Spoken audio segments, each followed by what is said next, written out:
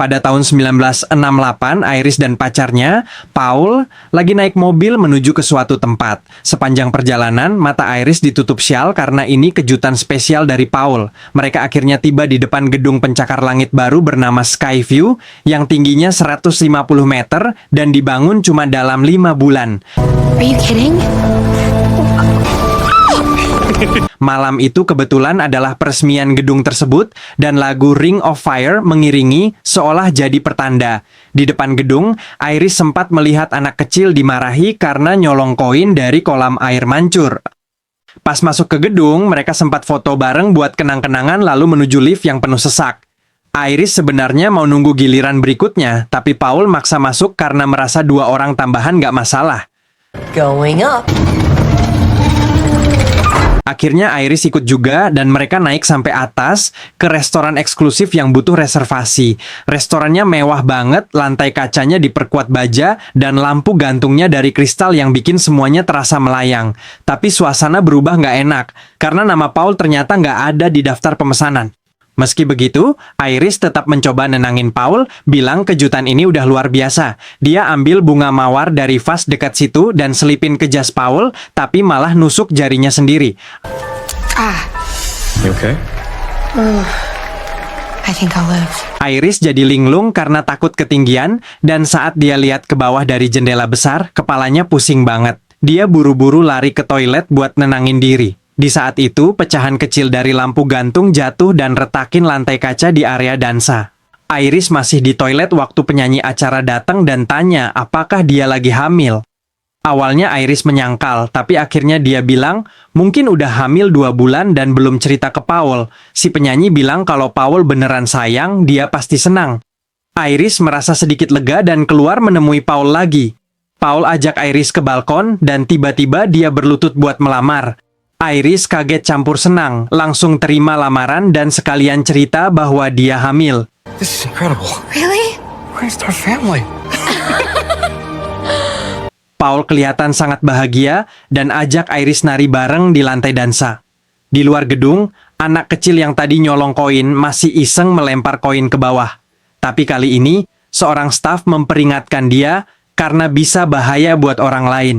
Meski minta maaf, bocah itu tetap lempar 1 koin terakhir saat staf lengah. Koin itu masuk ke ventilasi dan nyangkut di kipas angin dalam sistem gedung. Sementara itu di lantai dansa, semua orang masih bersenang-senang tanpa tahu bahaya sedang mendekat. Retakan di lantai kaca makin melebar dan sekrup penyangga mulai longgar. Dengan setiap lompatan orang yang menari, struktur lantai makin goyah. Begitu lagu selesai, lantai kaca pecah total dan puluhan orang jatuh dari ketinggian. Beberapa tubuh menghantam tiang besi penyangga yang juga ikut runtuh satu persatu. Paul ikut jatuh tapi sempat pegangan kepecahan lantai, sebelum akhirnya terlepas dan menghantam tiang logam.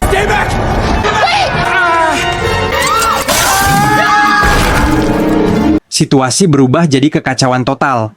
Semua orang panik dan lari ke segala arah cari jalan keluar. Di tengah kepanikan, 1 orang tersandung panci berisi api dan tubuhnya terbakar. Dia lari-lari sambil terbakar dan pas melewati ventilasi yang penuh gas, terjadi ledakan besar. Sekarang bukan cuma jatuh tapi juga terbakar hidup-hidup.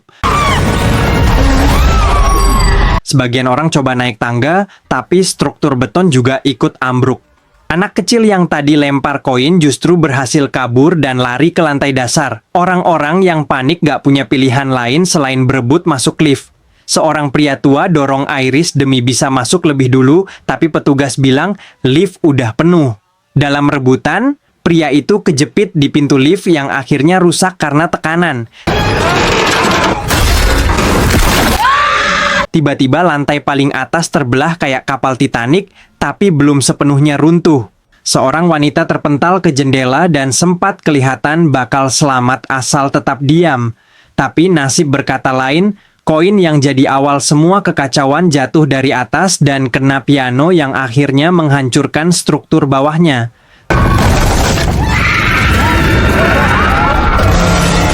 Tapi anehnya, momen selanjutnya justru terasa memuaskan.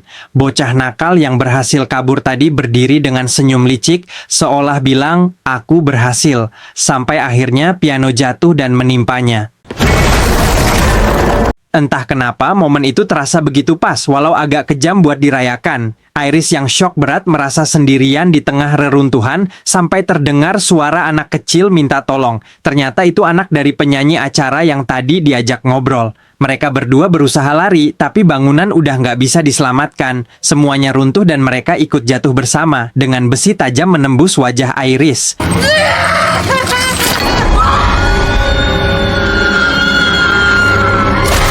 Waktu berpindah ke masa sekarang, di mana seorang gadis bernama Stephanie terbangun di tengah kelas kuliah. Semua kejadian mengerikan itu ternyata cuma mimpi buruk yang terus berulang di kepalanya. Stephanie kembali terbangun. Kali ini di kamarnya sendiri, masih penuh keringat dingin. Dia cerita ke teman sekamarnya bahwa mimpi itu udah muncul selama 2 bulan terakhir. Yang bikin bingung, dia nggak pernah kenal neneknya tapi mimpinya selalu tentang Iris. Keesokan harinya, Stephanie pulang ke rumah dan langsung menanyakan pada ayahnya tentang sebuah kotak berisi barang-barang lama milik ibunya. Di dalam kotak itu biasanya ada nomor-nomor penting, dan dia ingin mencari alamat neneknya, Iris. Tapi ayahnya menjawab dengan nada enggan, mengatakan bahwa kotak itu sudah dibuang sejak lama. Ia bilang, semua itu dilakukan ketika ibunya meninggalkan mereka. Tak lama kemudian, adiknya yang bernama Charlie pulang dan hampir tidak menyapanya sama sekali. Charlie bilang kalau dia mau pergi ke rumah sepupunya dan Stephanie menawarkan diri untuk mengantarnya. Saat mereka hendak pergi, sang ayah memperingatkan agar tidak sekalipun menyebut nama nenek mereka di rumah sepupunya. Hey, if you're gonna see your cousins, please don't talk about Iris Dunklehoward. Di dalam mobil, Stephanie mengakui kalau mimpi buruk yang terus-terusan datang sudah mulai menghancurkan hidupnya. Nilainya turun drastis dan beasiswanya bisa dicabut kapan saja. Saat tiba di rumah sepupunya, mereka disambut oleh paman mereka, Howard, bersama istrinya Brenda dan anak-anak mereka Julia, Eric, dan Bobby. Tanpa basa-basi, Stephanie langsung menanyakan soal nenek mereka, Iris, pada pamannya, tapi Howard langsung menolak untuk membahasnya, bahkan raut wajahnya berubah serius. Namun karena Stephanie memaksa, Howard akhirnya bercerita bahwa setelah suaminya, Paul, meninggal, Iris jadi tidak waras. Ia terus-menerus bicara bahwa kematian akan menjemput mereka semua, sampai negara mengambil alih hak asuhnya, dan sejak itu mereka tidak pernah bertemu lagi dengannya. Beberapa tahun berlalu, Iris mulai mengirim surat-surat aneh, bahkan beberapa berisi gambar-gambar mengerikan. Ia memperingatkan Howard agar menjaga anak-anaknya dari kematian. Karena itulah, Howard dengan tegas meminta Stephanie untuk menjauh dari Iris. Tapi Stephanie tidak menyerah begitu saja. Ia meminta bantuan pada Brenda. Diam-diam, Brenda memberi isyarat agar Stephanie mencari surat di laci ruang tamu dan pura-pura tidak tahu darinya. Saat membuka laci, Stephanie menemukan foto lama kakek dan neneknya yang diambil di menara pada kejadian dulu. Di balik foto itu, tertera alamat yang ditulis tangan. Lalu Stephanie pun pergi ke alamat itu, yang ternyata berada di daerah sepi dan terlihat seperti benteng tua. Saat ia membunyikan bel, suara perempuan tua menyuruhnya pergi. Tapi begitu Stephanie menyebutkan bahwa ia cucunya, gerbang langsung terbuka. Come in slowly. Di dalam rumah, seorang wanita tua kurus yang ternyata adalah Iris menyambutnya. Ia menatap Stephanie dengan penuh perasaan dan mengatakan bahwa wajahnya sangat mirip dengan ibunya. Iris mempersilakan Stephanie duduk dan menanyakan kabar ibunya. Stephanie menjawab bahwa sejak ia ditinggal di usia 10 tahun, ia tak pernah mendengar kabar lagi dari sang ibu. Iris memandang cucunya dengan mata lelah dan bertanya apakah ia datang karena surat-suratnya. Stephanie mengatakan bahwa ia datang karena mimpi buruk yang selalu sama tentang dirinya yang tewas di menara. Mendengar itu, Iris menjelaskan bahwa itu bukan sekadar mimpi, tapi ramalan, seperti yang pernah ia alami dulu di tahun 1968. Itu yang membuatnya bisa menyelamatkan banyak nyawa hari itu, seperti mengambil koin dari anak kecil, mematikan api dapur, dan memperingatkan semua orang di lantai dansa.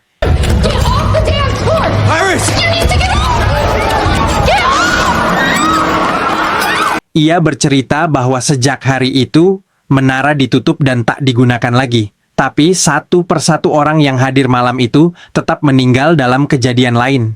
Iris mengatakan bahwa meski ia selamat malam itu, kematian tetap mencarinya selama bertahun-tahun. Suaminya pun akhirnya meninggal, dan sekarang giliran dirinya yang akan dijemput oleh penyakit kanker. Sambil bercerita, Iris mengambil buku di rak tanpa sadar menjatuhkan lampu ke arah meja kayu. Pantulan cahaya dari lampu hampir membakar kayu tersebut. Tapi Iris cepat menyadari dan memindahkannya, lalu tersenyum kecil seolah kembali mengecoh kematian. Dengan nada serius, Iris memperingatkan Stephanie bahwa ia sekarang juga sudah ditandai oleh kematian. Ia bersikeras agar Stephanie tinggal bersamanya supaya bisa terlindungi di dalam rumah itu. Iris lalu menunjukkan buku yang berisi penelitian selama bertahun-tahun tentang pola kematian, simbol-simbolnya, dan tanda-tanda yang muncul.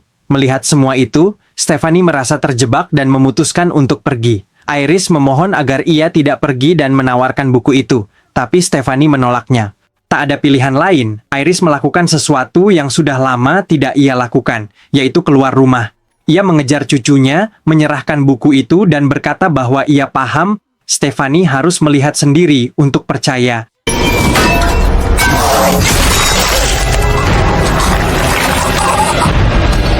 Beberapa hari kemudian, di pemakamannya, Stephanie masih mencoba mencerna semua kejadian itu. Ia berbicara dengan ayah dan pamannya, mengulangi kata-kata terakhir nenek mereka, bahwa kematian sedang memburu keluarga mereka. Di saat yang sama, Darlene, ibu dari Stephanie dan Charlie, tiba-tiba muncul di pemakaman. Stephanie tidak sanggup melihatnya dan langsung menjauh. Keesokan harinya, di rumah Howard, semua terlihat tenang, mereka berkumpul sambil memanggang daging di halaman belakang. Saat menyiapkan minuman, salah satu gelas pecah di atas meja. Mereka langsung membersihkannya, tapi ada satu pecahan kecil yang masuk ke dalam ember es. Es itu lalu digunakan untuk membuat minuman.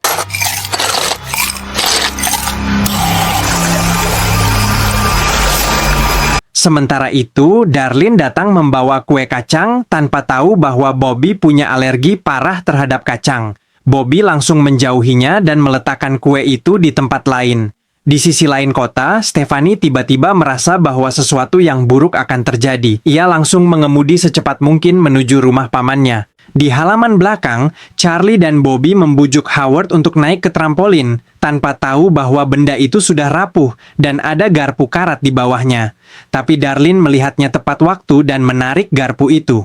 Namun bencana tidak berhenti, Brenda tidak sengaja menjatuhkan kaleng bir. Kaleng itu mengenai tombol yang mengaktifkan selang udara bertekanan tinggi di dekat taman. Careful, Howard! Saat Stephanie sampai, Howard menyambutnya dengan senyum cerah. Tepat saat itu, salah satu minuman yang mengandung pecahan kaca terjatuh. Howard menginjak pecahan itu dan kakinya langsung tertusuk sampai dalam.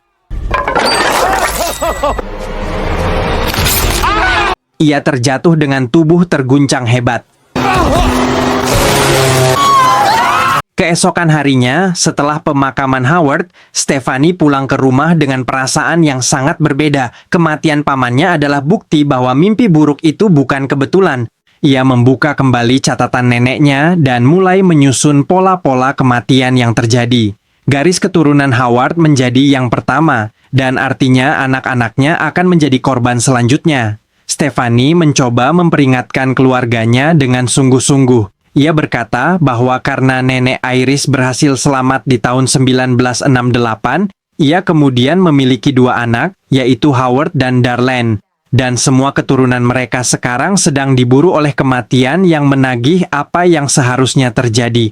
Stephanie yakin bahwa karena Howard adalah anak tertua, maka dialah yang diambil lebih dulu.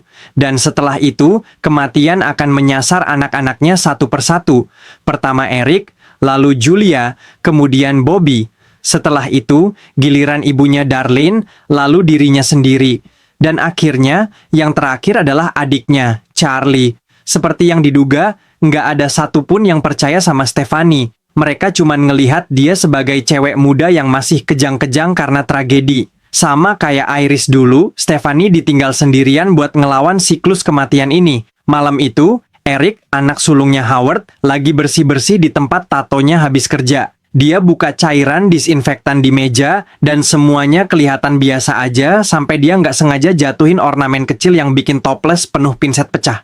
Dia kaget dan langsung berdiri tapi malah nyenggol wadah besar disinfektan sampai tumpah ke lantai. Pas dia jongkok mau bersihin, rantai dari langit-langit nyantol di tindikan hidungnya. Dan nasib apesnya, rantai itu malah ketarik sama kipas angin di atas.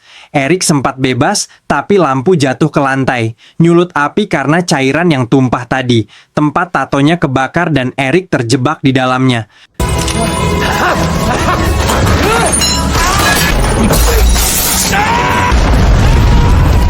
Besok paginya, Stephanie kebangun dengan jantung deg-degan karena ngerasa Eric kenapa-kenapa. Dia langsung ngajak Charlie buat nyariin Eric dan mereka nemuin dia masih hidup di jalan. Eric bilang dia berhasil matiin api dan semua baik-baik aja. Dia malah ngeledek Stephanie lagi seolah-olah cewek itu cuma berhalusinasi. Be fucking crazy. Di rumah Eric, Julia lagi jogging dan tiba-tiba anak kecil nyundul kepalanya pakai bola. Julia jatuh ke dalam tempat sampah dan nggak lama truk sampah datang dan langsung ngangkut kontainer itu. Anak-anak nyoba ngejar dan teriak supaya truknya berhenti, tapi udah telat. Truk itu hancurin kepala Julia tepat di depan mata Stephanie.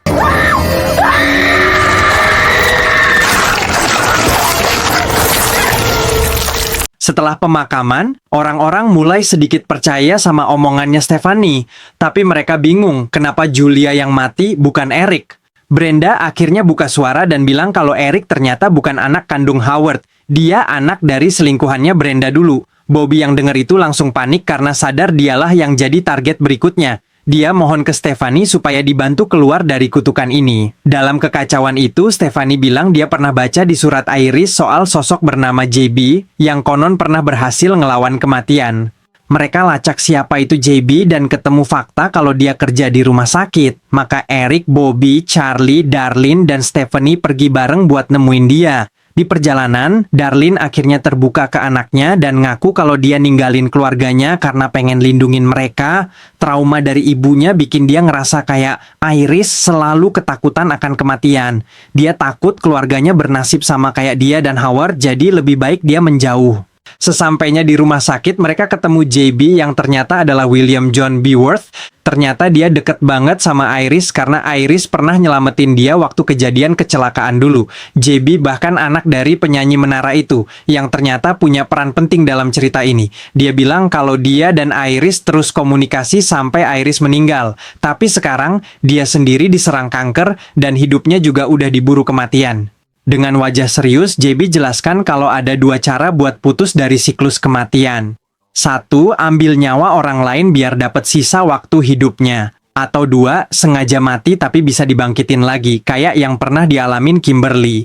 Kimberly ini adalah karakter dari film Final Destination 2, dan ya, dia bener-bener bangkit dari kematian. JB ngasih mereka semangat dan berharap mereka bisa berhasil. I intend to enjoy the time I have left. Waktu terus berjalan, dan Bobby mutusin buat ambil risiko. Dia dan Eric bikin rencana supaya Bobby mati sebentar lalu dihidupin lagi. Karena Bobby alergi kacang, Eric nyaranin buat makan permen kacang biar dia kena reaksi alergi. Nanti ada suster yang bakal nyelamatin dia, dan itulah caranya buat ngebohongin kematian. Mereka ambil permen dari mesin, tapi mesinnya macet dan pecah gara-gara pegas di dalamnya. Setelah itu, mereka sembunyi di ruang Emery buat ngejalanin rencananya. Eric pergi bentar buat ambil kursi roda buat Bobby nanti. Tapi pas dia nutup pintu terlalu keras, catatan medis jatuh dan nyentuh komputer, bikin mesin Emery nyala sendiri. Daya tariknya makin kuat dan semua benda logam mulai ketarik ke arah mesin. Termasuk anting, tindikan badan, dan semuanya ketarik. Sementara Bobby mulai nggak bisa napas karena reaksi alergi yang parah. Mesin MRI makin brutal narik benda logam dan akhirnya narik Eric ke dalam mesin. Kursi roda ikut ketarik dan ngehancurin badan Eric sampai remuk.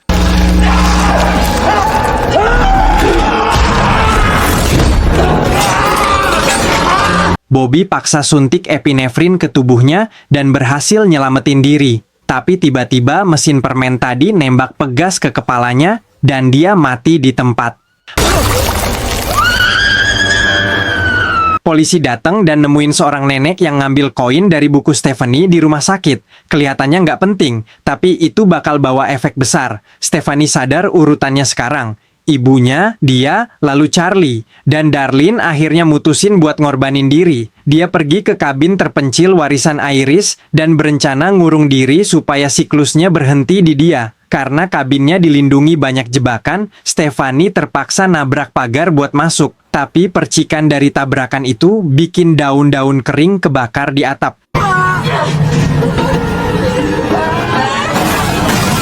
Saat Darlene dan Charlie keluar, ledakan besar terjadi dan truk mereka kelempar ke danau. Stephanie terjebak di dalam dan luka parah karena sabuk pengaman. Darlene buru-buru nyelamatin Charlie dari reruntuhan logam yang hampir menimpanya. Setelah Charlie selamat, Darlene bilang dia akan pura-pura selamat supaya kematian tertipu.